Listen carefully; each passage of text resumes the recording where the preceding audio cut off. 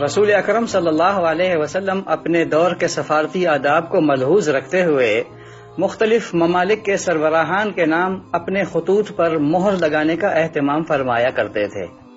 اس کے لیے آپ صلی اللہ علیہ وسلم نے بطور خاص انگوٹھی بنوائی جس پر محمد رسول اللہ کے الفاظ کندہ تھے۔ آپ صلی اللہ علیہ وسلم کے گرامی نامے کے ذیل میں یہ مہر لگی ہوئی تھی۔ آپ صلی اللہ علیہ وسلم کی مہر آپ صلی اللہ علیہ وسلم کی انگوٹھی ہوا کرتی تھی، جس پر اوپر اللہ، درمیان میں رسول اور نیچے محمد یعنی محمد رسول اللہ لکھا ہوا تھا۔ مستند کتابوں سے ثابت ہے کہ آپ صلی اللہ علیہ وسلم یہ انگوٹھی دائیں ہاتھ کی چھوٹی انگلی میں پہنا کرتے تھے۔ جب حضرت ابوبکر صدیق رضی اللہ تعالی عنہ خلیفہ مقرر ہوئے تو یہ انگوٹھی ان کے حوالے کر دی گئی۔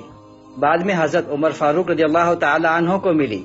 حضرت عمر رضی اللہ تعالی عنہ کے انتقال کے بعد حضرت عثمان بن عفان خلیفہ بنے تو یہ انگوٹھی ان تک پہنچی اور ان سے ایک کنویں میں گر گئی۔ جس کنویں میں یہ انگوٹھی گری تھی اس کا نام بئر عریس یعنی عریس کا کنواں۔ اس کنویں کو بئر النبی یعنی نبی صلی اللہ علیہ وسلم کا کنواں بھی کہا جاتا ہے۔ انگوٹھی گرنے کے بعد اس کنویں کا نام بئر الخاتم یعنی انگوٹھی کا کنواں پڑ گیا۔ اس کنویں کا تاریخ میں اہم مقام ہے۔ یہ کنواں مسجد قباء کے مغرب میں اس وقت کے صدر دروازے سے 40 میٹر کے فاصلے پر واقع تھا۔ صحیح مسلم میں ہے کہ ایک دن رسول اکرم صلی اللہ علیہ وسلم اس کنویں پر اپنی ٹانگیں لٹکائے تشریف فرما تھے کہ حضرت ابوبکر صدیق رضی اللہ تعالی عنہ اور حضرت عمر بن خطاب رضی اللہ تعالی عنہ بھی وہاں آ گئے اور رسول اکرم صلی اللہ علیہ وسلم کے قریب بیٹھ گئے۔ تھوڑی دیر کے بعد حضرت عثمان بن عفان رضی اللہ تعالی عنہ بھی وہاں پہنچ گئے اور رسول اکرم صلی اللہ علیہ وسلم کے سامنے بیٹھ گئے۔ اپنے تینوں صحابہ کرام رضوان اللہ علیہم اجمعین کو بیٹھا دیکھ کر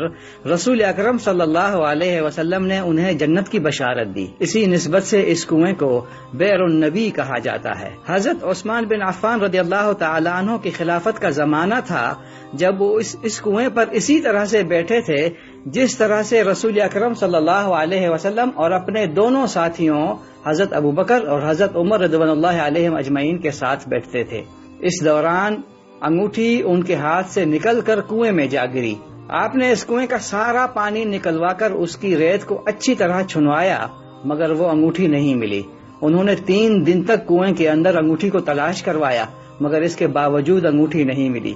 خاتم نبوی صلی اللہ علیہ وسلم کے اس طرح سے گم ہو جانے پر آپ کو سخت ملال ہوا۔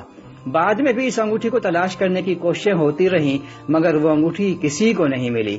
بعد میں حضرت عثمان رضی اللہ تعالی عنہ نے اسی شکل کی ایک اور انگوٹھی بنوائی تھی۔